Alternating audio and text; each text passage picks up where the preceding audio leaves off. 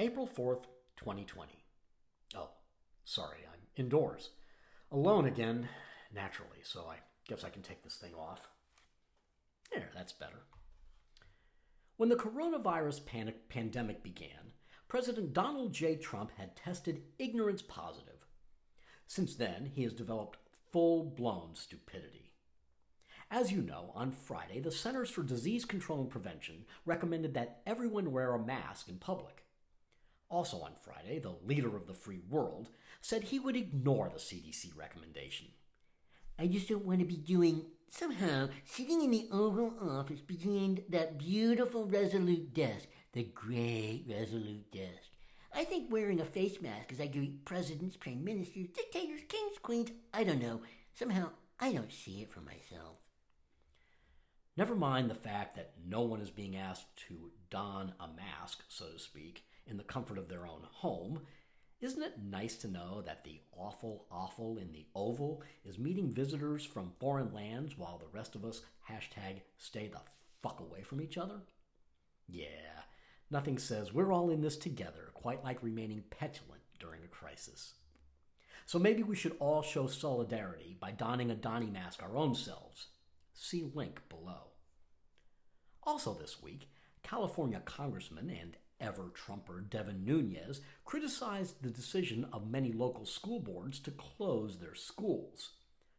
Look, the schools were just canceled out here in California, which is way overkill. It's possible kids could have went back to school in 2 weeks to 4 weeks, but they just canceled the rest of schools. It's possible that Devin Nunes could have gone back to school and learned proper grammar. Also, schools aren't being canceled, they're being closed. You know, to prevent students, teachers, and staff from coming into contact with each other. Or with morons like Devin Nunes. During the German occupation in World War II, the King of Denmark took a daily ride through the streets of Copenhagen, unaccompanied by guards or even staff. He also famously refused to allow the Nazis to order the country's Jewish citizens to show identification of their faith on their clothes, declaring that if such a demand is made, we would best meet it by all wearing the Star of David. That's why I'm pretty sure that future historians will compare the courage of our fearful leader with that of the Danish king, Christian X. And speaking of Christians, a number of churches insist on holding their regular services in crowded buildings and even encouraging congregants to hug it out in greeting. According to several of the faithful, they can't possibly contract the bug that's been going around because they are bathed in the blood of Jesus. Wonder what they'll say when they start coughing up the blood of Jesus. You know, in the Middle Ages, many people believed that the bubonic plague was sent by God as punishment for the world's sins. Turns out it was rats. More specifically, it was fleas that feasted on infected rats before alighting on people and transferring the bacterium to new human hosts.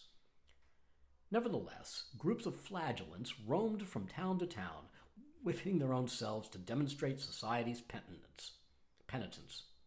Didn't matter. The plague killed about a third of the world's population, including many priests and princes.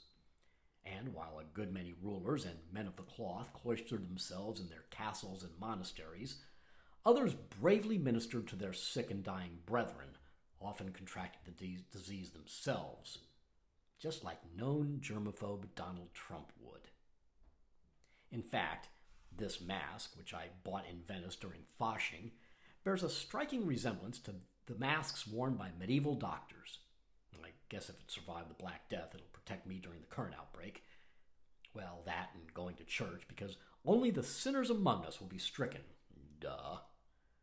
In the meantime, maybe the CDC will recommend that the buffoon-in-chief use a ball gag as his mask. Link below, just in case you'd like to send one, to 1600 Pennsylvania Avenue, Washington, D.C., 20500.